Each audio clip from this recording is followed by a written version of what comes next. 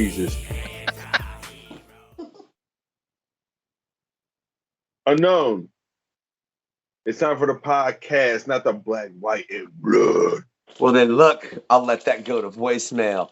Yeah, because it's right. It's time for the questionnaire. Yeah, man, I don't even care to say the episode numbers on the episode anymore. I've come to the conclusion because, like, with everything that's going on, all the dope guests we've had, the fact that we're dropping 2 episodes a week for I don't know how long now, because either one, we've done too many shows, or two, we've done shows that were 2 to 3 hours long, and I'm like, I need to clip that down a little. They were all phenomenal, though. I hope you've checked them out. I am the unknown factor.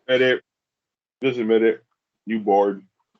What? It ain't nothing else to do, so you just keep editing all the episodes and keep harassing other people to come down here. Bro, with the way my day started out, if I swear on my life, if you were in the...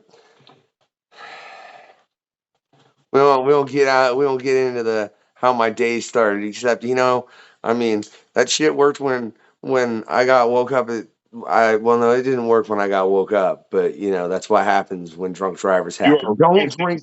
Don't drink and drive, ladies and gentlemen. I got my brother JDD Hardaway, who you can already see is sitting there eating, rambling on, and that's what we do, man. That's my Zalian brother. But it's been a fantastic ride, right? And you know what? I just realized I forgot to ask our guest one special question before we started this damn intro, right? Do you know what it was, Hardaway? What's the theme song for Snickers? Well, then you introduce him. As much shit as you give me about it. Yeah, but first, let's say hello, Tom. How are you? I'm good. How are you? I'm doing great. Now that I ate a orange and I got another one in my pocket. Excellent. That's a good way to live. That's a 2-orange life. Hardaway, that was the worst intro for a guest ever, right? It's because you don't want to fuck up his last name either. I forgot the spelling of it, in all honesty. Let me just go and look. Let me say one more. How many people fuck up your last name, Tom? So it's like, right? How many people fuck up your last name? It happens a lot. It happens plenty, so it's nothing to worry about. Okay, well, look, that's why I said there was one very important question. No, hold on. There's one very important question I forgot to ask. That being that, Hardaway, why did you just flip, bro? I don't know. There you go. You're whatever. You're fine. Oh, is it a long? Oh, damn, my back. Is it a like a long O sound or an ooh? It's more of a long O sound. Brevoort. Brevoort. Yep, yeah. I thought that I was either going to say Brevoort or Brevoort. Yeah. Oh God, I can't even speak right now. I don't know, man. You're in the ballpark. You're fine. Yeah, my shit got like I look. I've got your Wikipedia up on my big ass screen, and I was like, I'm not even trying it. It can be Brevoort, and that's because look, for anybody that's been watching the questionnaire, God knows I'm not good with names, ladies and gentlemen, but that's neither here nor there, because I do happen to be fairly good with my comic book knowledge. But holy hell, Tom, you murder me in that. I want to. Well, I got a lot of practice. It is amazing. Thank you for coming on, for real, and joining us. Happy to be here. We'll spend some time in the quest that is our madness. But I'll tell you what, there's a couple questions we really start out with. Sometimes I like to throw Hardaway under the bus, but just based on a lot of the current discussion that I've been seeing amongst comic book artists, I just want to know right off the bat, what's your opinion of AI art? I think it's an experimental thing right now. I don't think it does anything that's really of enormous value to making comics today, like right this second. But I think that, like everything, the technology gets better, and eventually it's going to be useful enough where somebody could. And once somebody can, somebody will. Whether or not that's right and proper is all down to how that program is set up, where it's pulling its imagery from, what kind of licensing agreements they have to do that. whether the artists that have done all the component parts are getting compensated for it, all of these sorts of issues. But right now, it's just it's an idea. It's an idea that's getting close, and some people have done some really interesting things with it. But I can certainly understand why everybody's so worried about it, because inevitably it's going to get here sooner or later. I do. I have a question about this and whatnot because I've been seeing a lot of people debate on this topic, and my ordeal is that I think that like, what do you think about the the sourcing ordeal? Like, what do you mean by that? Like, what's the Well, real difference quick, I know between? exactly what you mean. I definitely want you to answer Hardaway's question. I just have to Oh, say that there's a piece up on YouTube right now with Dean McCain where he goes very in depth into AI art. He brings up the exact question, or he goes into exactly what Hardaway just asked as far as the sourcing, as far as the AI is drawing from other artists' source material and things that are already Yeah. created. That's the only way oh, it gets the images hold on. that it That you don't does. know what I was going to say, so Okay, stop well, yourself. sorry, I thought you were, but I Um, just want to no, acknowledge. I wanted to acknowledge Dean McCain has went very in depth into this. I was happy with his, like he goes into it at a deep. You know what? We're gonna get into it more in a sec because I got can you? ask your question, Hardaway. Thank you. Um, No,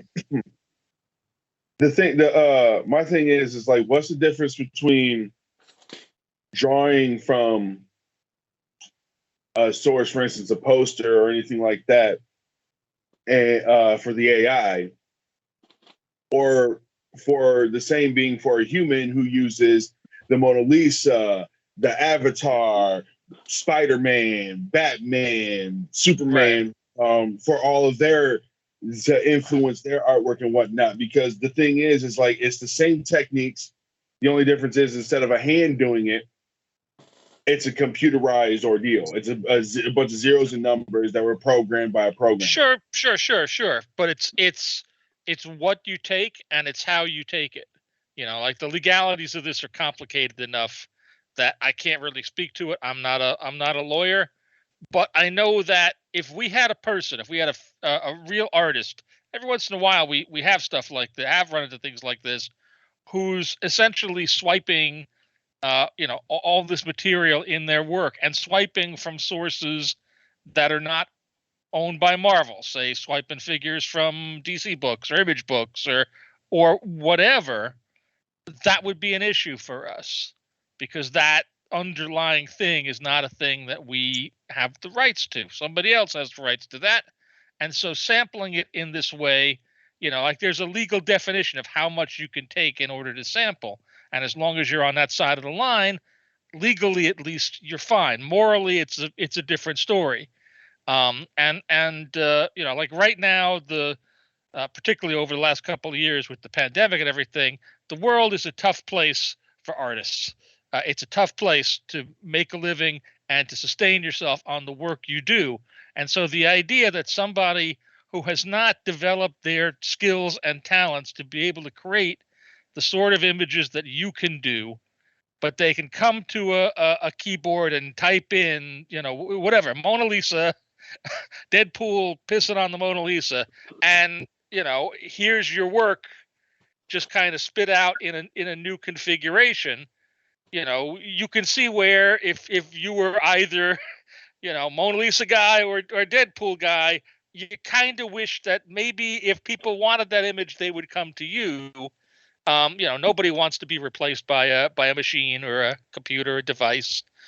so And frankly, the part that's missing from the AI stuff really is the human element. It can copy things really well, but it can't come up with new things, new ideas, new approaches, new styles, new whatever in the way that real life artists do all the time. Again, it's a great tool. Like anything, there may be a use for it. There may be a value in it. And there's talk about finding ways for artists themselves to use it as a tool. That if you were an artist who's were slow, say because you're a painted artist, somebody like a Bill Sienkiewicz or an Esad Ribic or somebody, and you could essentially assemble a database of all of your work and sample your own stuff in order to make things faster and to be able to do what you do more quickly in the same sort of way that now working on computers, guys, can build backgrounds in 3D programs and use them and move things around. And if you need a car, you can grab a car that's been created and drop it down and just work over the line and get something that's useful, that saves time. There may be applications for it that are good and proper, but it's harder to stand behind when it's just some random guy punching in a bunch of instructions, description of an image, and coming up with something that's sort of sourced from the work of a bunch of people. Again, that having been said, it's all going to be what this stuff develops into and how people figure out how to use it. And can I say, I think, shout out to Mike Ruth real quick, who is a hell of an artist. I don't know if you know his work, Tom, but Mike does phenomenal things. Actually, you'll be able to see him sketching up a really dope piece on a past episode here pretty soon, or well, before this comes out, if y'all are watching it. But he's the one that posted that Dave McKean, and Dave McKean made several points as far as to the effect that you did. As far as what it'll be used for, I think the most accurate thing that I heard him say within that interview was the fact that it would probably end up being something that was used for, like, he could see it being used more on a corporate scale. Bro, we need this logo or blah, blah, blah, or this or that. And in that, man, like, what do you think of just the morality? Because I understand you can't dictate the legality. I wouldn't Right. even, I wouldn't want to get into that, Tom. Again, it really does come down to what's it being used for? How is it being used? I like you say, I can't dictate the legality. I can't even dictate the morality because I don't understand enough about what the use is. This is still such a broad thing, and the application of it is so uncertain. What most of them do is that they find free source images that anybody can use. All right, online. We ain't getting into all that, right? I just want to point out because what's free source and creating it like that, and it depends on you can literally Google and say free source images, and then there's multiple sites for free sourced images. All right, okay. Well, let me just say though, as far as for what indie can be used, you know who John Oliver. I every time I want to think of his name, I have to think of his show. It's kind of annoying. Like, oh yeah, Last Week Tonight, John Oliver. And I love him. I love what he does. I don't know if you've seen the segment where he used an AI generator, and they checked what he'd done and like all the images of him. Yeah.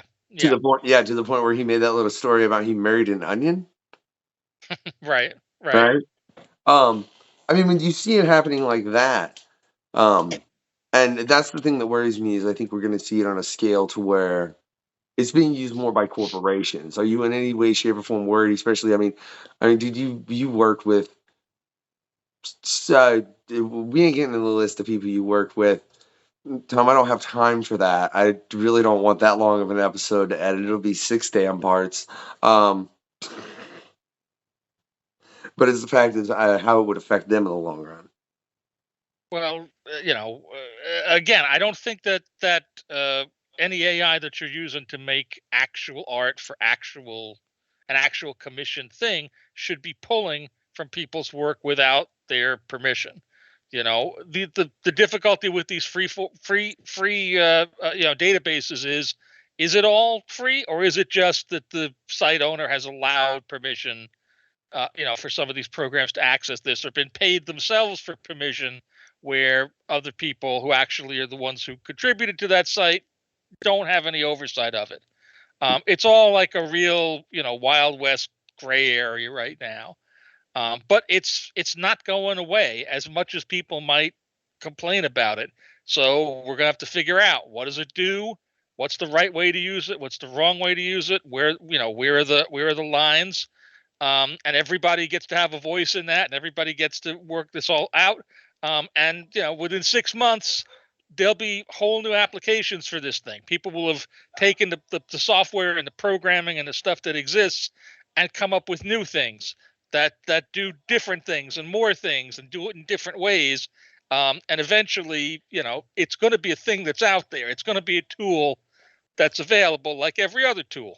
When does it lead to the Terminator, Tom? Because eventually you got robots building robots, and we're all boned, right? I I'm think just saying. I think it's 2025. 2025 is when we hit that Dude, point. I got a So 3-year-old. you got Tom, you like can take 3 that. years, maybe 2.5.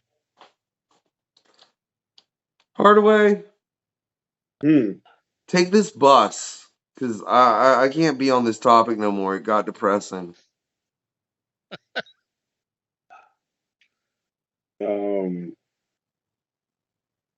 So how do you feel about being thrown under the bus?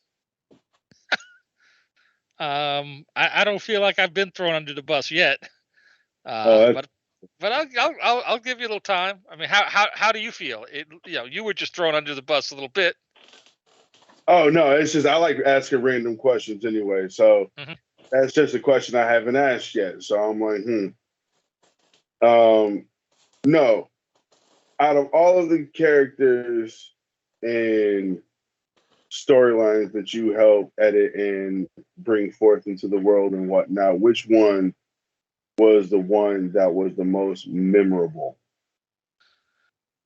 Well, memorable is a dicey word, because things could be memorable for good reasons and things could be memorable for not so good reasons. All right, man? so memorable for the good, the up a bad, mind and bomb. the ugly. I don't know if I could fill that, but I'll tell you this much. I have 2 runs that are the 2 best or the 2 favorite runs that I worked on, at least so far.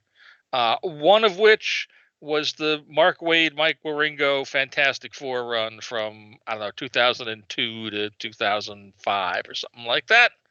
And the other one was the Dan Slott, Mike Allred Silver Surfer run of the early 2010s. And so those 2 are the ones that are top of the list for me. Other people like other things that I've worked on, and that's great, and they're not wrong. People like what they like, but for me, those were the ones that were in the zone in a particular way. And so those are the top 2 for me. All right, but what about your nightmare one? You're gonna have to ask some more specifics in terms of the question to get me to talk about like all the bad stuff. I don't really, want to come on here to badmouth anybody or talk about, talk some trash. Stop trying to get Tom to be a dick to people, but I'm going to be a little bit of one myself. Hold on. I'm talking about like moments and whatnot. Yeah. Like, what if you were sitting there working on something and somebody came in and spilled a cup of coffee on the copy of shit that you were looking at? Like, right. Damn, really? You know what I'm saying? That ain't necessarily saying somebody was being mean. It's just that, like, damn, this situation caused problems and hindrances out of nowhere. Like those ones where you thought that the thing was cursed. Everybody was doing their job proper, but it was just like. Well, this isn't quite that, but I got 2 stories I could tell you that are kind of in that ballpark. Again, not exactly, but it's close enough, I think. Back when I was working on JLA Avengers, that crossover between us and DC, my friend, the late George Pérez, had done the cover to issue 3, and the cover to issue 3, he had drawn, across this wraparound cover, every character who'd been in the Avengers and every character who'd been in the Justice League, and it was this enormous piece of art. It was like like a garage door sized thing, and we had it in the office because we had to shoot it and color it and so forth and get it back. And George, meanwhile, had made arrangements to sell the original, and he sold the original at the time for some ridiculous sum of money, as you'd expect. And so the day came when we had everything we needed. It's time. We got to send this thing back. So I tell the intern, take the thing out of the file, pack it up real good, send it back to George. And the intern goes off and does this. The next day, I get into the office, and there's a message on my phone from George, and he's talking so fast he sounds like one of the chipmunks. He's like, I open up this thing and it's not the original, it's this big copy, and what's happened and where's it gone and whatnot. What's happened is the intern went into the drawer and we'd made copies of all the bits of this thing and put them all together at one point. So he's accidentally sent George not the original but this copy, and it flipped him out a little bit. And it was all okay. Like, we had the piece, he didn't have to worry. We got it to him. He still got his big payday for it. It was all good. But it was one of those moments that I remember because it was like, playing that message was like it had been recorded at the wrong speed or something. And he was just talking so fast and so high, and clearly he was so upset. I was like, I got to call him. I got to straighten this out and call him right away. So there's that one. Another one that's kind of similar, and it ends up being a nice story. Is years ago I worked on a thing called the Last Fantastic Four story, which Stan Lee wrote and John Romita Jr. drew. And so it's was right at the start of the project. Stan had written up his outline or his notes for the story, the plot that John would draw from. He sent it in. Myself and my assistants read it. We went back to him. We had a couple of relatively minor notes, and so I sent him these notes. And so again, I came in and I get a phone. There's a message on my phone because Stan at that point's on the West Coast. We're on the East Coast. There's a 3-hour time difference. So by the time he called about this, we were all gone for the day. So we come in the morning, we have this message, and it's Stan kind of going, oh, like, I don't think I can do this. Like, if you want it done this way, you're going to have to, it should probably be somebody else. You should get somebody else to do it. And I'm not. And we're all sitting here listening to this going, crap. We may have just killed this project by accident, and we've pissed off Stan and made him feel bad. So I then have to wait like 3 hours to call him because, again, 3-hour time difference. Wait, I just gotta ask, Tom, was that some of the tensest 3 hours of like your career? Because I feel like it being like, I mean, I know there's been other points like I said, man, we'll drop a mind bomb later because whatever, I like that comic. I don't give a shit what they said. Fuck the comic book code. All right, it's just a fact. I'm sorry, the thing annoyed me, even though I'm sure that it was a time it was necessary. You can listen to a past episode as far as if Batman was a serial killer. That'd be funny. But yeah, I'd imagine you like the tenseness was pretty. It wasn't as again. I was concerned about it, but it wasn't like I wasn't like walking around going, man, they're gonna can my ass any minute. It was just like you feel bad. And so finally, the time has gone by. It's now late enough in the day that I can actually call Stan on the West Coast, and I call him up and I get him on the phone. And our intention, like we've talked about this, we're going to go and say, you know what, Stan, fine. If you feel that way, do it the way you had said. Don't worry about this and this. We're just going to roll over on everything. And so I get him on the phone, and before I could even really start to go into my spiel, he says, Tom, I got to apologize to you because I left that message yesterday, and I'd spent the whole day working on stuff and revising it and dealing with all these notes on other projects from other people, and I just didn't want to revise anything anymore. I was just beat. Your notes are fine. I'll do them. It's okay. I'm sorry. I let it get the best of me. And I said, that's all right, Stan. It's everybody's makes some mistakes. It's all right. So again, it all works out okay, and it's a nice story. But the middle of the Oreo is a little tense. Can I just say that's why he's the man? You know what I mean? Like just flat out, right? But I just want to know. You think just because you flip the top over, it makes it a bottom, Tom? It's still the top of the French bread. And I mean, when you go get like some Stouffer's or something at the store, they never are the top piece. They're always the bottom. I need this explained. You totally could be right. My experience, and admittedly, I have not studied the construction of every Stouffer's. But let me tell you, I have eaten my share of Stouffer's French bread pizzas. A lot of them prepared in my younger days. And to me, it looks like you took the loaf, you split it down the middle, voila, you got one side on each side, put some cheese and some sauce on there, maybe drop some pepperonis into the toaster oven, ready to go. My palate doesn't care whether it was on the top part or the bottom part to begin with. Ultimately, it's all going to the same place, and I'm happy with it.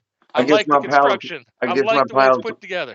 I guess my palate's more refined, man, because I always thought the That's bottom true. part was That's better than the top part. So it just made me note that there's never a top in any frozen pizza or any frozen French bread pizza I've ever bought in my you. life. Which You totally could be right. I've never thought about it. I haven't dug into it that deeply. there's a damn And so conspiracy going on somewhere here. I don't know, they're making packing peanuts or something out of it. But Now I uh, have a unknown. If you've never had the top of a French bread pizza, how would you know if it was worse or better than the bottom? Because I've made this shit on my that's a good. own out of a goddamn piece of French bread, like homemade. You could just be bad at making the top. Yeah, you could just be mad. No, man, Me or because our they're guest. still both pretty boss. I think just the bottom, because of the shape of the French bread pizza, like y'all gonna get this specific in it. Look, like you got the curve, so it don't sit flat on the pan. So when it's the bottom, you Yeah, get more of a yeah. crisp across the entire bottom. You don't get that with the top. I can't fucking affect how French bread pizza constructs itself when it's made. I just buy it at whatever store I go to. Jesus, are we really getting this deep into it? So no, I know Hardaway Who because I asked do the occasionally question make it himself? myself. But I want to know, how do you not know what an album is, Tom? Wait, what? That's a term we don't use. Nobody uses anymore. That's old. Well, we're hip hop artists. Whatever. That's annoying. But I want to know, Sorry, He's man. man. Right, so based on hurt about that. what? Oh my goodness. So what character have you edited that will be able to create an ice pack out of thin air for this man's butt? I think that would be Iceman. I think that would be Iceman. Kind of right. It's kind of right there. He puts it out there right in the name. Whatever. All right. What I want to know, man, is you've done a lot, right, as far as editing, and you started out as a college intern. You know what I mean? Just I'm gonna get my foot in, and holy shit, Tom, you got your foot in. You got your foot in real well. Congrats on that, and props, Oh, bro. thank you. Like that. That's fantastic. I'm curious at this point, what keeps you going in comics, and even more specifically, what keeps you at Marvel? Well, I like the fact that they give me money to do this stuff, uh, Man, and and they keep doing that, and so as long as they keep doing that, I'm kind of figuring I'm gonna keep going and doing more of it. Like I don't need a whole lot of motivation to do this. If you got the job, I would guess you wouldn't need a lot of motivation to do it either, because it's a job. Sure, it's got problems and things like any job does, but I make comics all day. That's pretty great. And at the end of the week, they pay me a pretty good amount of cash to do it. So there ain't nothing wrong with any of that. So that's all. It really is. It's one of those things, like, that they say, you find the thing that you would do for free or that you love, and you never work a day in your life. And that's not 100% true. I work a lot, but it's not. It's not working the same way it is for somebody that's doing something that they have to do to make ends meet, and they don't want to do. It's not mind numbing either, I would assume. So yeah, there's that as well. Yeah. Yeah, especially because you're dealing with so many different creators' work. You have to obviously keep a certain edge to your mind, especially because especially now. I don't know. You've been talking to me for a couple minutes, so I don't know if I can really live up to that. Are you saying I've dulled your edge that quickly, Tom? I'm just saying that there's not a lot of edge left. it's been pretty dulled by time. I didn't have that many cards to start with. But I can totally relate to that on an epic level. But well, go ahead, Hardaway. Here's a real question. Here, hold on. Here's the real question. Like, have you ever wanted to elbow drop somebody or something from the top rope? I'm just saying, like, have you ever thought about that? You know, it don't even have to be a real person. It could be a character, a comic book character. Like, just have you ever just wanted to just?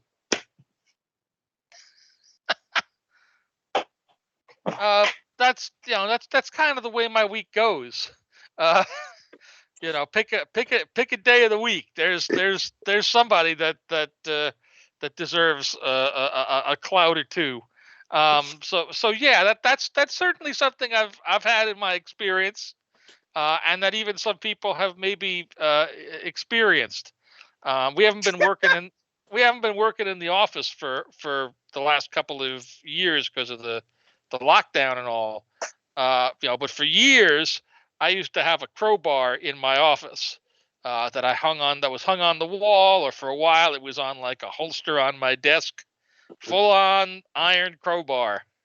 And that was there. There wasn't even any glass. There wasn't any, in case of emergency, break glass. There was just that.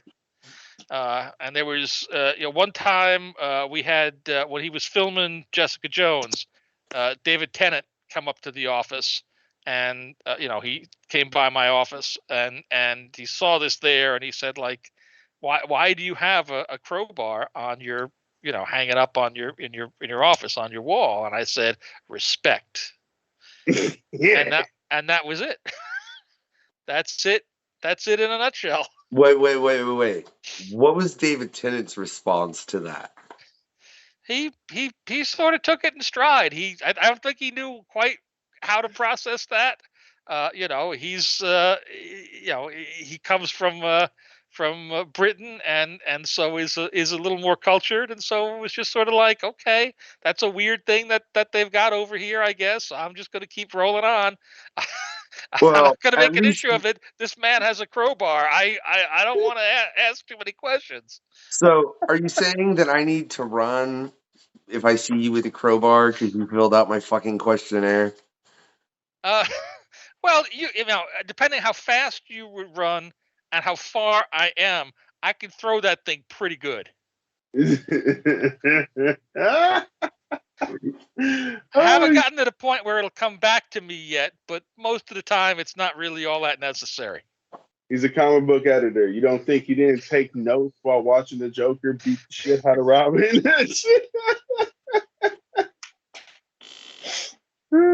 All right. Well, I didn't think this was going to be one of the final episodes of the questionnaire when Tom comes to get me, but whatever. Let's get into some interesting questions then. I want to know, Tom, you've edited a lot of people. You've edited a lot of people's work. Yeah. Is there anybody out there, like, that's been doing it for a while, or a newcomer or something, that you look at and you go, I want to work with them? Either both a writer and an artist, if you have one. It just, you know what I mean? Makes you go, I bet that'd be fun. I mean, again, it's tough to say that, because when there are people like that, what I do is I call them up, and then hopefully I work with them, or over the course of time, eventually the moment comes and I work with them. But for guys that right now, I really like Daniel Warren Johnson. I think he's terrific, on both ends of that. And he and I haven't done anything together yet, although we talked about one thing here or there, little stories and things. And so it's not out of the question that there'll be something at some point in the future, but I haven't gotten an opportunity to just yet. The only thing I ever did with Matt Wagner years and years and years ago was he did a poster for Marvel, and I was working on that poster. But I've never worked with Matt Wagner. And so I'd like to at some point.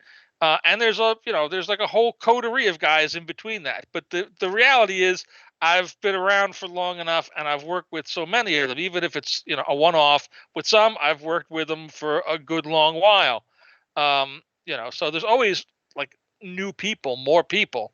But the idea is but then I can actually do that. Nobody is in my way if I want to call so and so up to do something on one of these books. Well, let me ask then. Oh man, I'm trying to make sure I've got the interview right. I'm son of a bitch. Hardaway. Wait. No, wait. Yeah, no. Hold on. Yeah, no. Yeah, that's what it is. Laverne, who I'm not gonna say his last name because I'll totally fuck it up. Go check out his interview. You can hear me screwed up enough as there. Gave us the story about Jack Kirby putting him in a headlock. Go check out the episode if you want the full in depth of that. Right? You got anything like that, Tom? Where it was just like there was, and it wasn't. Firstly, let me clarify. It wasn't like a headlock where Kirby was trying to get him or anything. It was like it was a whole. Well, sure, he lived. Yeah. I mean, if Kirby had been trying, there wouldn't be anybody to interview. But yeah, no, it was. I mean, it was a real pleasant story. You know what I'm saying? Like I said, for all the episodes there, go check it out. Right. You have any moments like that where it was just something? It was kind of like, yeah, just something comical, man. Maybe heartfelt. I'm honestly, I'm trying to think, and I'm sure there's something, but man, nothing is particularly coming to mind there. Yeah, I don't really have anything like that can compare to that. I just don't. It was a. I ain't gonna lie, Tom. It was a pretty damn good story. I was like, holy hell, man! To say you got put in a headlock by Jack Kirby, like, and not in a mean way, but in a like, yeah, you son of a bitch kind of thing. Like, yeah, go check out that episode for the full story, y'all. I was really hoping he had a story, Hardaway. I hope you have a question. So, what about Battleship Yamato do you like so much? Oh, well, I just I came up with it. I watched it. My family moved from New York to Delaware. My dad was his job relocated him down to Delaware when I was, I don't know, 14 or so. And so that was a show that really didn't air in New York in those days, but it aired a lot out of Philadelphia. So I saw it then, and I just dug it. I dug everything about it. I dug the story. I dug the visuals. I particularly dug the soundtrack, the music, the whole thing. Very influential to me. And so I started to go and dig into what the heck this show was. And I made contact with other people, and I found out it was actually this show from Japan that had been brought over and translated and edited for viewing in America. And so I was interested in all of that. And then I found out, and there's like a whole bunch more of it beyond the stuff that was here. And so I was like, oh, I have got to see these other movies and these other TV episodes and all this stuff. And that sort of led me into the really early 1980s. It wasn't even called anime then, anime fandom. Where I did a lot of stuff. I met a lot of good people. I did a lot of like fanzine work and things like that. And that's really where I got my skills to the point where they were actually useful when I interned at Marvel and I could do stuff. So it's just, it's a show that I go back to, even though it's showing its age at this point and looks as crude as it actually is.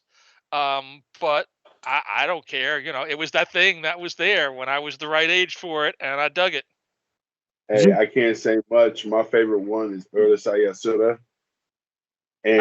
Have you seen the new remake? They just started airing a new remake of Urusei. You shush. What are you speaking on? You just blew my co-host's mind. That was pretty funny, Tom. There's airing in Japan right now. There's a new Urusei Yatsura series. I think they've done 9 or 10 episodes. I think you can find it. I'm not sure who has it domestically. But I know it's out there. So it's easy to find, and I'll give you some props for good taste on that too, because that's a Rumiko Takahashi joint, and she's great. She's terrific. Yeah, my favorite thing about that series is the second film, Beautiful Dreamer. Yep. I remember watching that back in the 80s on the diciest, most relic filled VCR tape ever. Just tell me real quick, Tom. Tell me you and Tim Eldred are friends. Yeah. I at least know Tim. Okay, because again, he's a coast away from me, so it's not like we hang out a whole lot. But I'll chat with him every once in a while. I've sent him stuff and vice versa. He worked on a bunch of the Marvel animated shows. So every once in a while, I'd go out to consult on the Avengers program or something, and I'd pop in to say hello to him. Oh, and check out his past interview if y'all haven't and you're watching this right now, because I know that's already dropped, right? It was a pleasure having Tim on. He's a good. Yeah, he was a great dude, man. I just say because you guys is you specifically, that particular anime, that was his that was his answer. That legit, which kind of amazed me to have an anime repeated that quickly in the depth of the show. I was and it kind of makes me want to be like, man, maybe I should go watch this shit. And then also the Castle of Cagliostro, I think I'm pronouncing that properly, which is Lupin the Third. That was something else we got into a whole debate about, because I only ever seen the stuff on Toonami that was Lupin the Third, and I was like, I hate this show. It sucked. Why are y'all sitting there saying this is phenomenal? But again, that's the only part I ever seen. Yeah, he was talking about Lupin, man, and he thought that shit was trash. I was like, what are you speaking about? And I still apparently need to go watch these movies. I think actually, I think that might have been the movie that he said I needed to go watch. I need to go check. I'm just haven't honestly had time. Go. I think, it's on a couple of different platforms. I think you can get it on Netflix most readily. And it's a Hayao Miyazaki film. So if you ever seen any of the Miyazaki canon, it was like the first thing he did, and hugely influential film, not just for animation, but for American directors and things. People have been ripping stuff out of that movie, ripping it off, and doing versions of it ever since that dropped back in around 1980. It's a terrific film. Also, I'll forgive you. I'll let it pass the Lupin slight, but really, I should end the interview right now. We should be just done. Look, man, and I appreciate that, but I'm pretty sure it's just, and Hardaway even said this, so did Tim. It was because the only thing that I've ever seen from Lupin the Third was what they did on Toonami, which apparently I understand that. I get that. Yeah, apparently that's the worst of Lupin the Third. It's the comedy. It's the most comedic. And mind you, Lupin has comedy in it, but it was the more off the wall, out of bounds, where the hell are these stories really going? Right. I get it. I really do. But even those stories were still fun. It's these are the mishaps and the bullshit that happens in Lupin. You know what I'm saying? It's maybe it's because I wasn't introduced to the movies enough. But we're not going to go any. I just had to ask, man, because you and Tim shared those, and I was like, that's hilarious to me. Tell me these two dudes chat, right? And again, go check out his interview, right? Why can't you stand Man of Steel? I really want to know. How to really, that's the one that sticks out to you. That's it. But and at the same time, well, hold on. Before you answer that though, how is it you don't think it's the worst comic book movie if it's the film that you can't stand the most? That very much confuses me, because you said Watchmen for that, which is a film that we've had several times answered. As far as for it doesn't live up to the comic book, and there's part of me that's I feel like there are comic book movies that do a way worse job. I understand Alan Moore didn't want his name attached. I apologize for all. I think that sucks. Fantastic Four. Huh? The original Fantastic Four movie. Yeah, that's what I'm like. I think there are films that lived up far less, but I just don't understand why. Why those two different answers in those spots, man. I feel like it should have been Man of Steel twice. Yeah, well, no, it's two answers because it's two separate things. I'm fair enough. You asked me, there's a difference between what I like the least and what I think is the worst. One is how it impacts on me, how it affects me, and there's one that's more quantitatively how it is, objectively. You got to understand. I'm a big Superman guy. I'm a big Superman fan. Have been. First comic I read back in the '70s was Superman. I am I am a tried and true fan. Love the '78 movie. But you betrayed. Wait, Love wait. all this other. But you betrayed him so long ago, and now you work for the competition, Tom. Well, yeah, I do work for the competition, but that's all right. We can all get along. It's fine. And I've edited more Superman related stuff than pretty much anybody else at Marvel with all the different crossovers and things I've done over the years. So my point is, I'm always ready for a new Superman movie. And when that film was getting ready to come out, like I was in the bag for it. That trailer was terrific. I was so there, and then I ended up seeing it, and it just did a whole bunch of things that did not line up with what I think Superman is about or should be. To the point where I was just like, nope. I do not want, do not like, and it was crushing to me because I was there, I was ready to be there, and I fortunately, like the week before I was going to see it, that opening weekend, and the week before, like the Monday or Tuesday of that, they started to do screenings for press and for whatnot, and so people I knew went to see them and came out of them and went, oh yeah, you're not, this is not good, you're not going to be happy. And so I was a little bit prepared, but I was still like, no, it's Superman, it'll be all right, I can. No. Trying to trick your So own that's brain. I that's think my that. Yep. With Watchmen, I like Watchmen. I read it when it was coming out as a comic. Oh damn! I've read it a bunch of times, since then, since it's been a collected edition.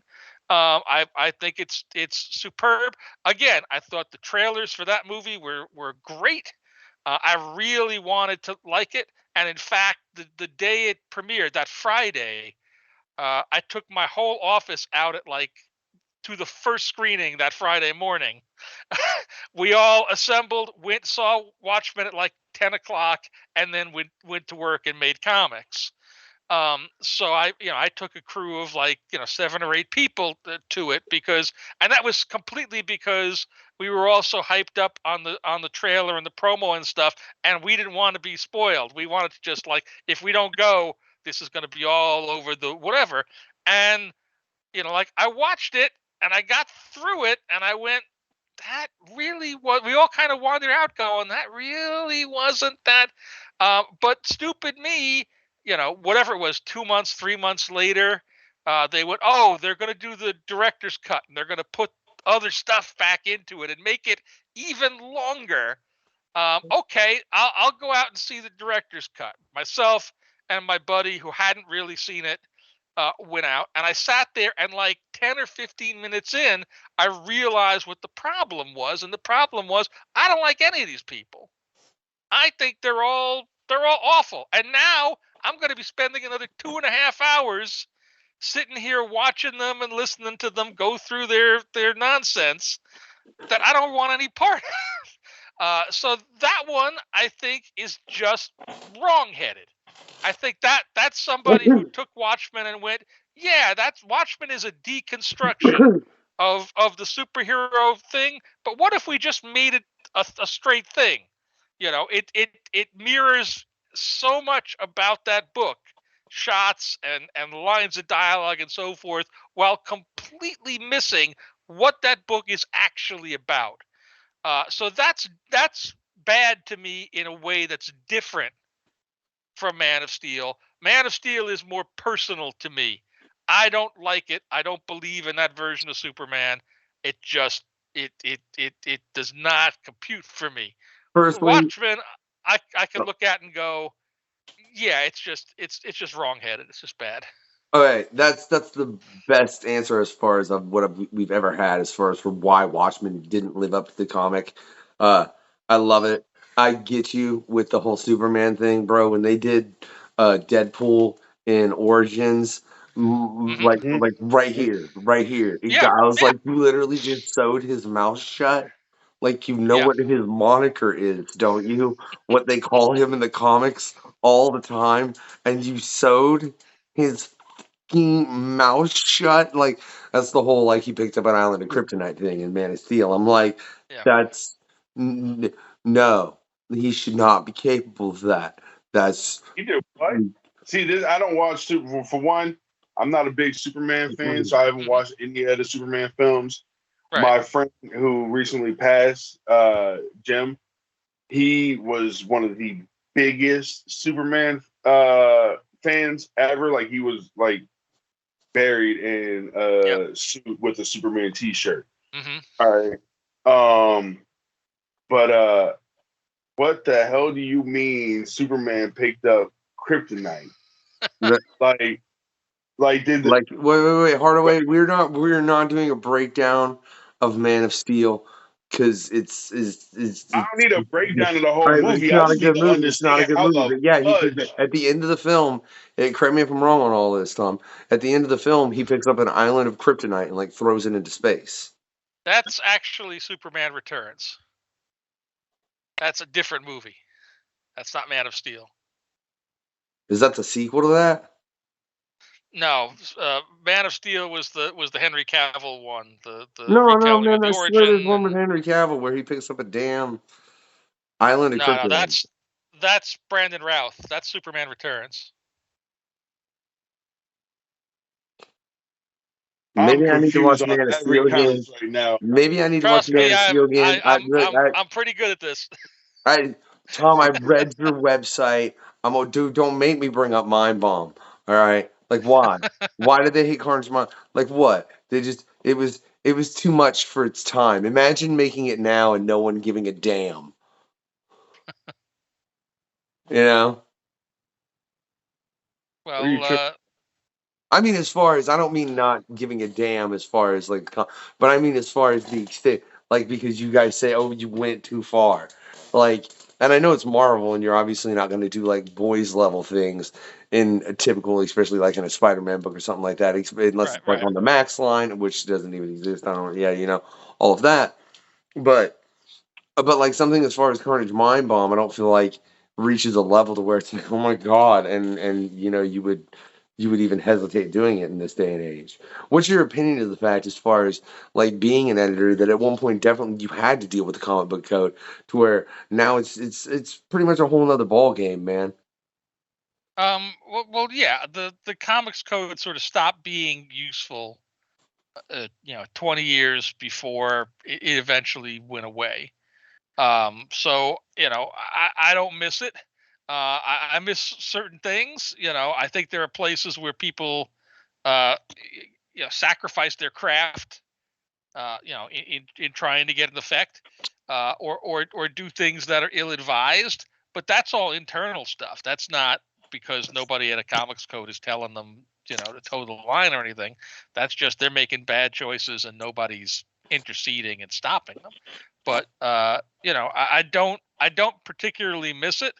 And we frankly, we have our own internal things that are, in some ways more strict than the comics code, because it's us, and it's our own people, and so there, and in those you could actually have a reasonable conversation and an argument about, well, I want to do this because of X, Y, and Z, and this is why, and here's why it should be, versus you shouldn't do that because of A, B, and C, and that's why we don't want to do that, and like there's a lot more, it's a lot more organic a situation than it is a plain black and white. And even in the code days, depending on which person you happen to get reading whatever comic it was, you'd get wildly different responses on stuff. Sometimes they'd flag stuff and sometimes they wouldn't. Sometimes they let stuff that was worse go through and flag and kick back stuff that was more innocuous. It was just very random because it was all mostly being administered by people who didn't really know anything about comics. And so depending on which random, set of hands your book went through, you'd get stuff, and it would be totally arbitrary. So I don't miss any of that, really. Now, you say that with just an ounce of I feel like there's a little bit of it, of some part of it, and it might be minute, but just based on how you say that, really, you know what I mean? So is there something in the comic book code where you're like, I just kind of wish that one thing, that one thing.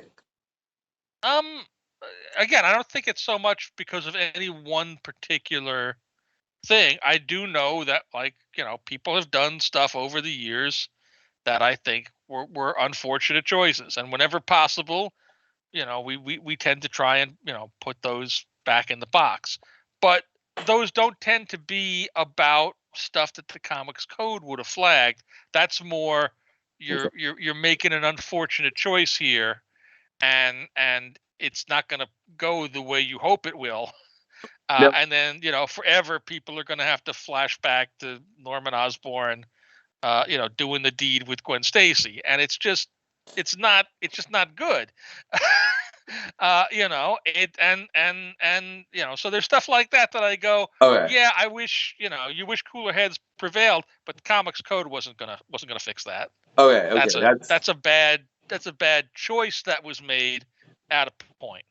So more as far as storytelling as opposed to it being something that would have been offensive to that. Okay, I got you. That entirely makes sense. Well, I'm curious on another tip, man. We're talking about how it changed from, when you had the comic books code to deal with and then it dropped. How did it change when you were suddenly under the mouse?